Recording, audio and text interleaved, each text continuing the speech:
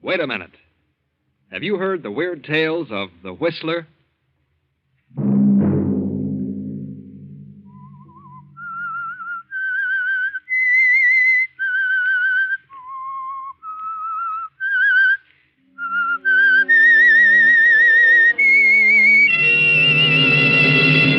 I'm the Whistler.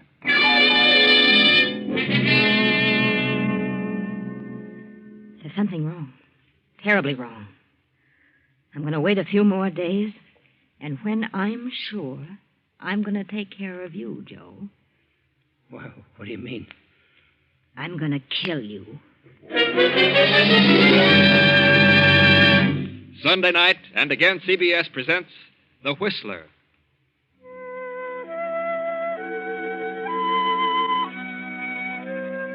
I, the Whistler, know many things, for I walk by night. I know many strange tales, many secrets hidden in the hearts of men and women who have stepped into the shadows. I know the nameless terrors of which they dare not speak. And so tonight I tell you the bewildering story of Mirage. Fred Adams is an attorney, a promising young attorney. Fred is a specialist, for his practice has been limited to nightclubs and bars. In other words, Fred is what is called a mouthpiece. He steps gaily down the street tonight, unaware of the two men leaning against the black sedan parked in the shadows between the lampposts. Hi, Fred. What's your hurry? Huh? Oh, hello, Joe. What are you and Mike doing in this end of town? We're waiting for you, Fred. Thought you might like to take a little ride. Ride? Yeah, the boss wants to have a little talk with you, Fred. Well, not tonight. I'm busy. Got an appointment. The boss would like to talk with you, Fred. Get in. I told you I'm busy. I'll drop around tomorrow. What are you so busy about, Fred? How'd you like a poke in the nose? Get in the car, Fred. Let go of me, you hood. We ain't kidding. Get in. What'd you two guys do without a gun? Get in. Okay.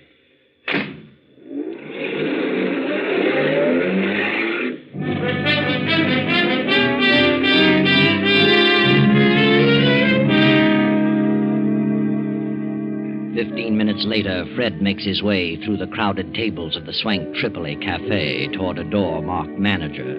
He hesitates a moment, glances at the two men beside him, and knocks. Across the room, a beautiful woman sits behind the desk, toying with a long cigarette holder. Come in, Freddie. Come in. Well, we got him, boss. And where do you think he was? Over on Park Avenue.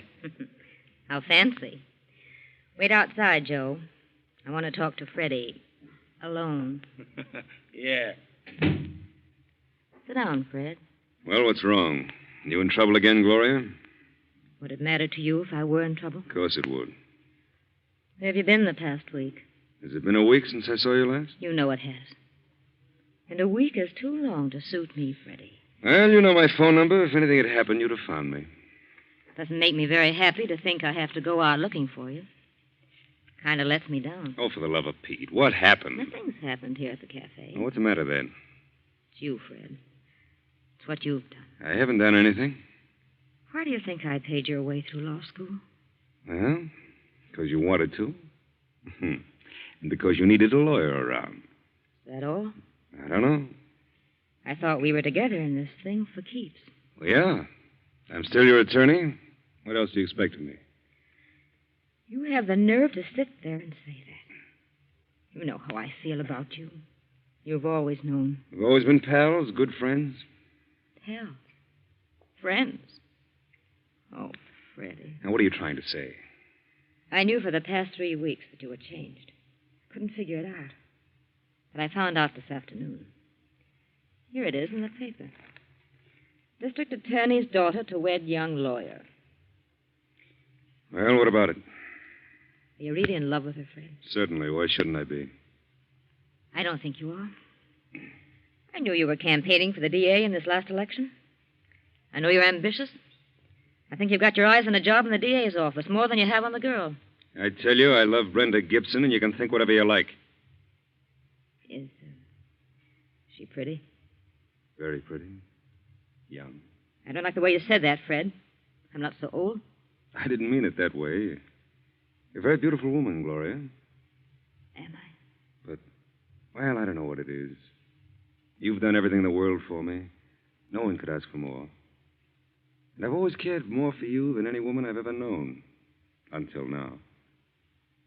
But there's something about Brenda. That, well, she's so different. Go on. I hate to say this to you, but I've got to make you understand. Brenda's intelligent. She comes from a fine family. She has culture. And I came up from the chorus. Now, Gloria, I didn't expect you to take it this way. Well, how did you expect me to take it? I didn't think you were really in love with me. It never occurred to me that you had any ideas about marriage. What do you think I am, a totem pole? I looked at our association more as a business arrangement. You financed me through school, and when I got up in the money, I'd pay you back. Oh, Fred, don't say any more. I know I've been blunt, but how else can I tell you? What else can I say? There's nothing you can say. But I'll tell you something. You're getting out of your element. You don't belong there. You belong here with me.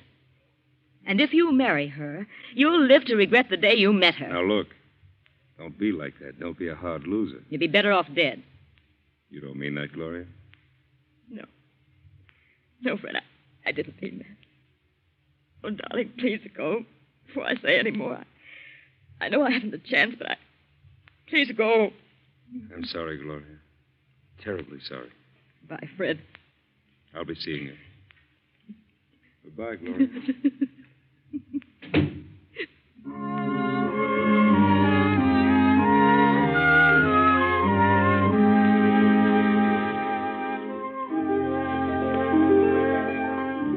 Now, a week later, the papers are filled with stories and pictures of Fred and Brenda and the district attorney, and parties and dinners and teas. Read them, Gloria. Pore over them. Mr. and Mrs. Frederick Adams this and Mr. and Mrs. Frederick Adams that. Read them, Gloria. Read them and weep. Meanwhile, on a train to Miami. And Fred, darling, after we spend a few days in Miami, we can fly over to Nassau. Father has a place there, and I know some wonderful people. We can have a great time. Fred? Hmm? Oh, what did you say? Snap out of it, darling. We're on our honeymoon. Yes, Brenda, I'm sorry. I know we're going to have a swell time. My sister Nella's spending the summer at Nassau. Why didn't Nella come home for the wedding? She was to be your bridesmaid. I told you, dear, you can't always get transportation just when you want it these days. After all, Nella's your only sister. She could have made an extra effort. Hmm? What are you thinking about? Oh, business. Business? What business? I was thinking about my new job. How did your father happen to make a place for me in the DA's office? I suppose he thinks you're a capable young attorney. Did you ask him to appoint me? Well, I may have had something to do with it. Yeah. Oh, I wanted you to start out right. You don't mind, do you? Certainly not. Well, swell of you. I only hope I can make good. You will.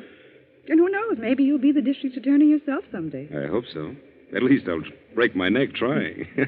Oh, let's forget about everything for the next 2 weeks, but I love you so very much, Brenda.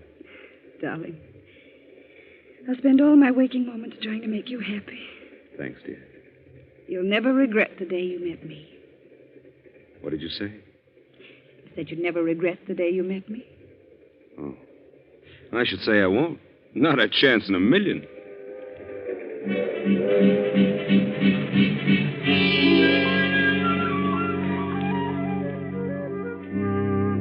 Now the happy honeymoon is over, and Fred and Brenda are back home. Fred is in the district attorney's office and progressing nicely. But Gloria, poor Gloria, still sits in her office at the Tripoli and broods over her fate. She scans every item in the society columns, searching for news about Fred and Brenda. And every item, every picture nurtures her resentment.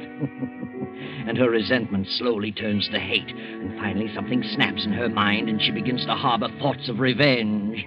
Yes, revenge. Joe! Joe! Yeah? What are you yelling about, Gloria? I wasn't yelling. Close the door.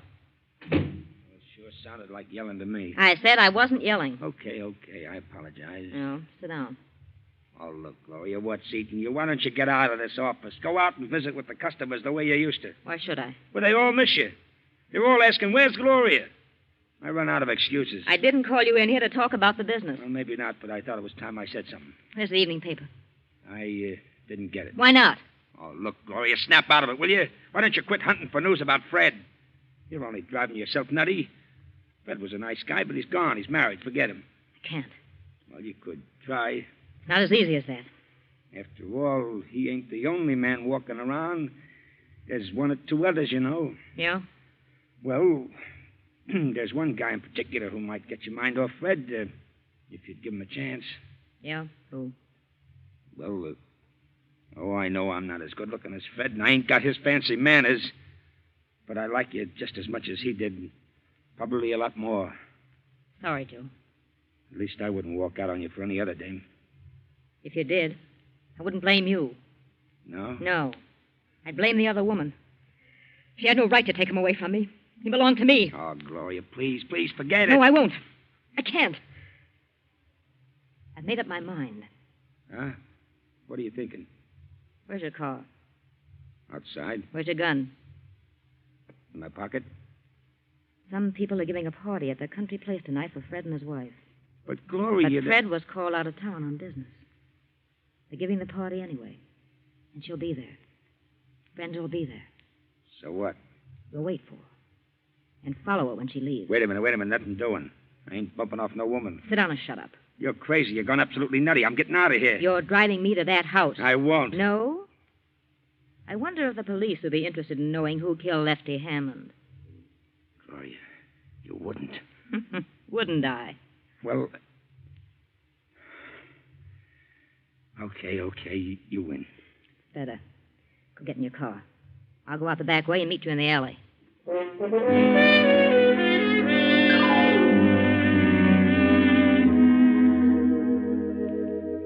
Gloria and Joe sit in the car in the deep shadows of a spreading tree. The hours drag on, and then about 1:30 in the morning, the party breaks up and the cars begin to leave. Finally, Brenda comes through the gate, driving her own coupe. There she is. That's Brenda. Get going, Joe. Is she alone? Yes, she's alone. I sure wish you'd change your mind. Don't get too close to her. No, I ain't got nothing against her or Fred either. What good's this going to do you? You wouldn't understand. I think you've gone off your beam. Maybe you're cracked. Shut up. I'm not crazy, if that's what you mean. That's what I mean. Drop back a little. They say crazy people never think they're batty. You might feel different about this in the morning, Gloria. Maybe you ought to see a doctor. Oh. Cut it out. What do you get off slapping people? Move along. You're losing her. Well, lay off that rough stuff.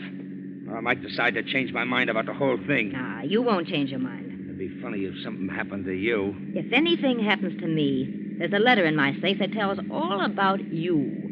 So you better see that I get back to the AAA. Okay. I was only kidding. Yeah. We're coming along to that long stretch now. No cars behind us and none coming. Step on it now. Run her off the road. Now, run her off in that ditch.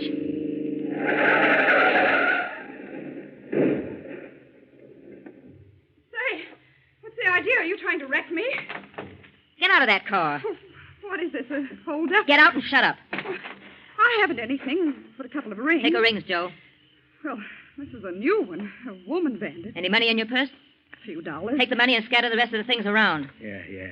Now, ruffle up her hair, Joe. Muss her up. You take your hands off me. Oh, have a heart, Gloria. Okay, I muss her up, but good.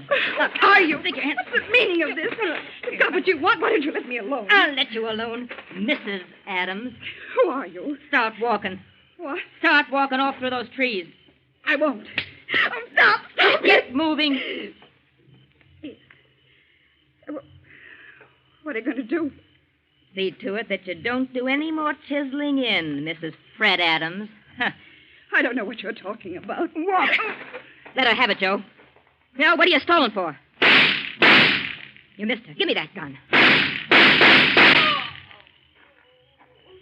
Well, and that's the last of Mrs. Adams. She's dead. Yeah. There's your gun. Now, let's get out of here. Oh. Well, what's the matter? What are you waiting for? I'm kind of dizzy. Kind of sick.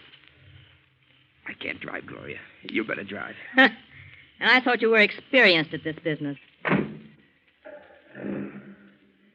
If I hadn't seen you do it, Gloria, nobody in the world could have made me believe it. Nobody.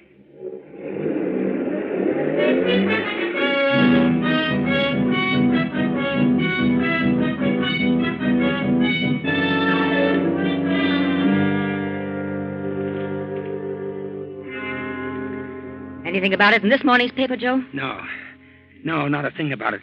And it was the night before last, too. I can't understand it. Are you sure she was dead? Of course I'm sure. Well, what do you suppose could have happened? She couldn't have walked away. Say, maybe they haven't found her or the car yet, huh? It's impossible. That's the main highway. Hundreds of cars pass there in the course of a few hours. Well, maybe they've seen the car, but just thought it was a wreck. Yeah, maybe that's what it is. Hey, you better lay off that stuff, Joe. You've been drinking for 2 days now. Yeah, but I need it. I'm jittery. I got the willies like I never had before. Say, maybe I ought to drive by that place and see if the car's gone. Okay. Get back as soon as possible. Yeah, sure. I can't get it off my mind. I don't mind telling you, I'm scared. Go on. And quit talking so much.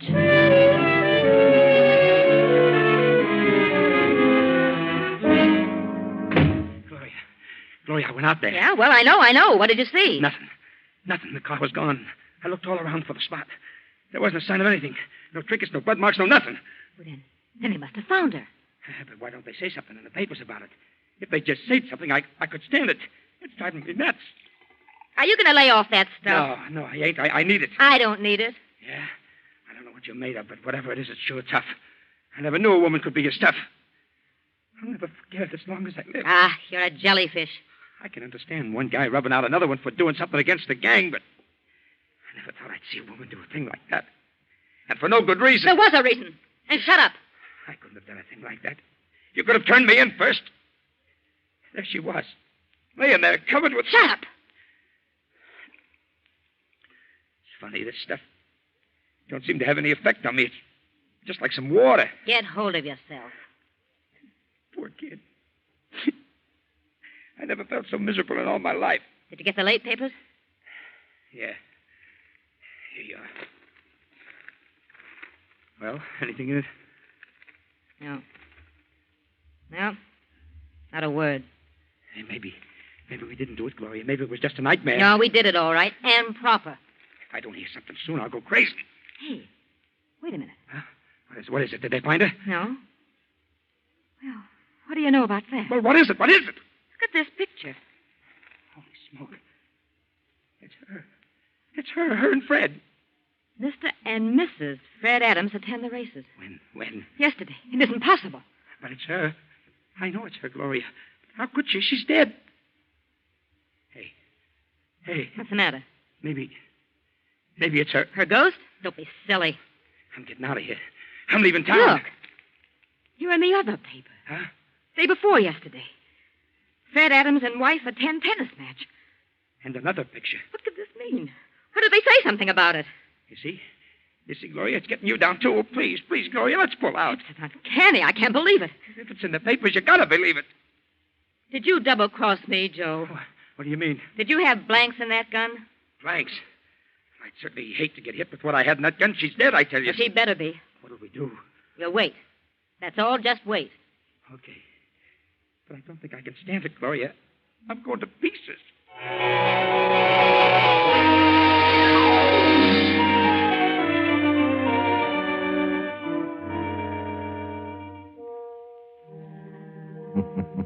But they did wait. They waited for 2 more days, and Joe, fortified with his bottle, was able to hang on. Then Gloria began to crack under the strain of waiting. Joe, I can't stand it any longer. I gotta do it. Do what? I'm going to call Fred's apartment to see if she's there. I wouldn't.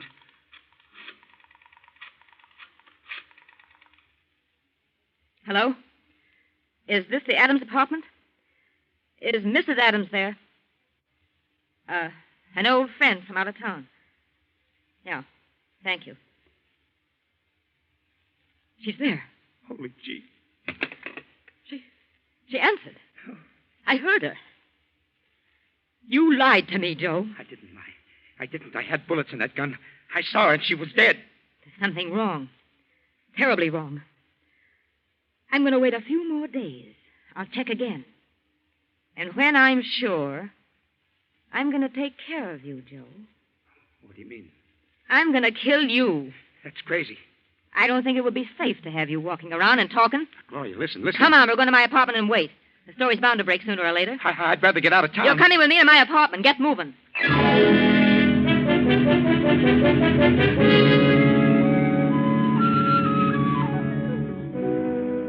Then 3 more days of sleepless waiting. The tenseness grows and grows. The suspense is almost stifling. Poor Joe can neither sleep nor eat, and Gloria becomes pale and drawn. Then Joe finally emerges and goes on a little scouting tour about town to see what he can learn. Then on the next night, a knock at Gloria's apartment door. Who is it? It's me, Fred. Fred. Wait a minute. Hello, Gloria. What do you want, Fred? May I come in? I'd like to talk to you. Yeah, of course. Come in. It's rather late, but, well, I had to talk to you. What about? I never expected to see you around here again. Well, I was lonely. I had to talk to someone. Lonely. Well, sit down, Fred. Thanks. You look kind of tired, Gloria. What's wrong? Well, since you mentioned it, you look a bit weary yourself. What's wrong with you? Oh, nothing much. I sent you a check clearing up what I owed you. Did you get it? Yeah. There's something wrong, Fred. What is it? Oh, little trouble, that's all. What sort of trouble? Domestic? Domestic? What do you mean? That isn't...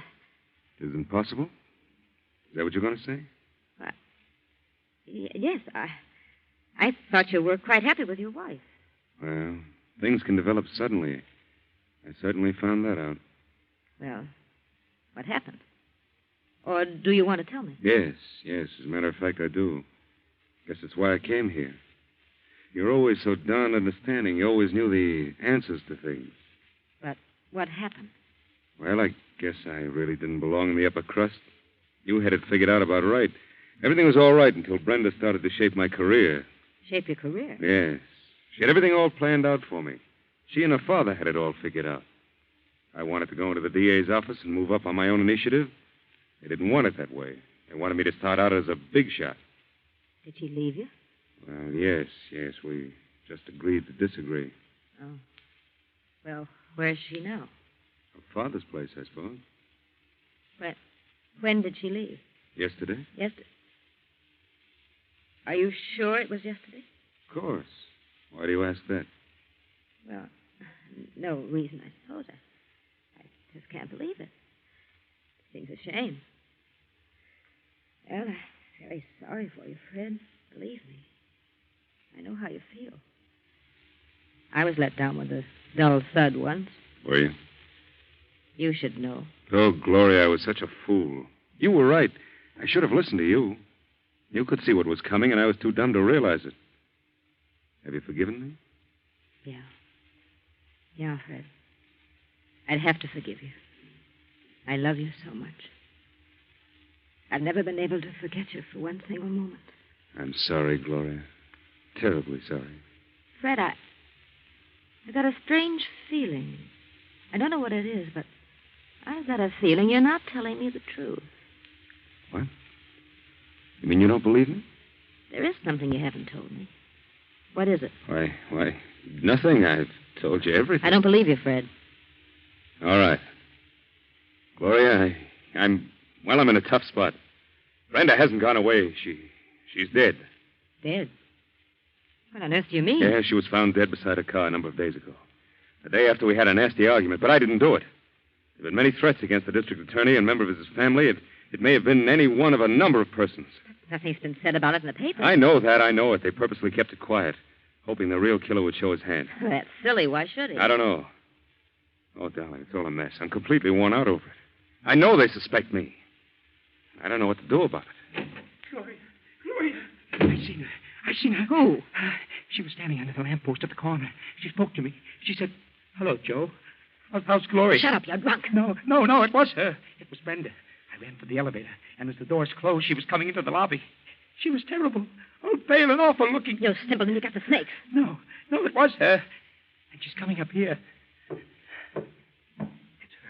It's her.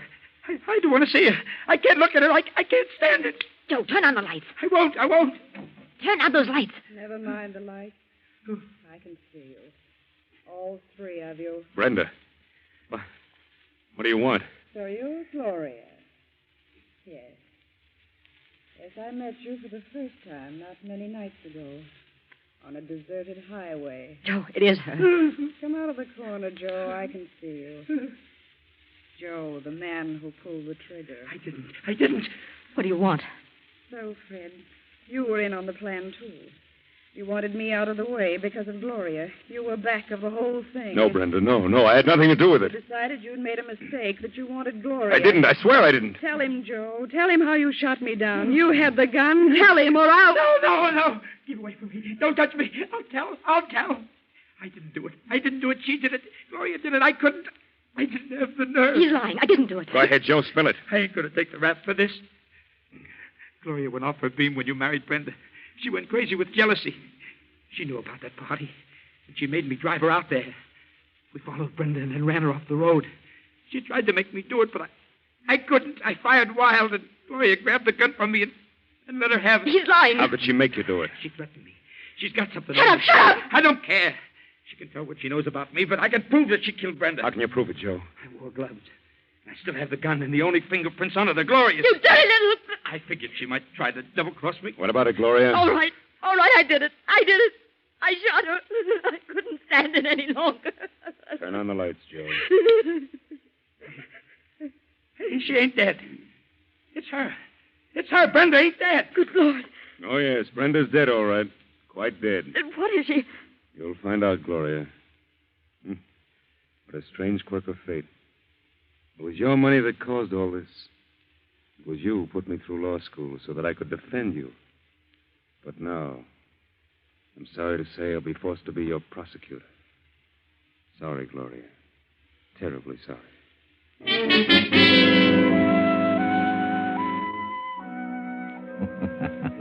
Well, Gloria, you've come to the end of your rope.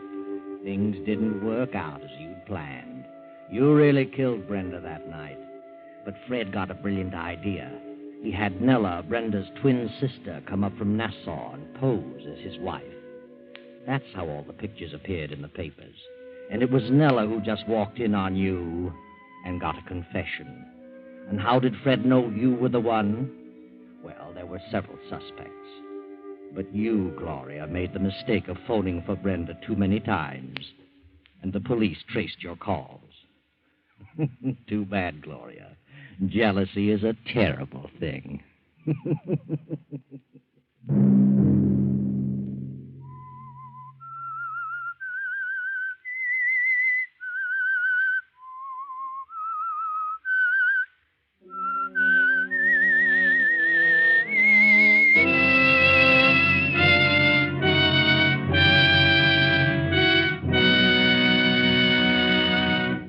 CBS has presented The Whistler.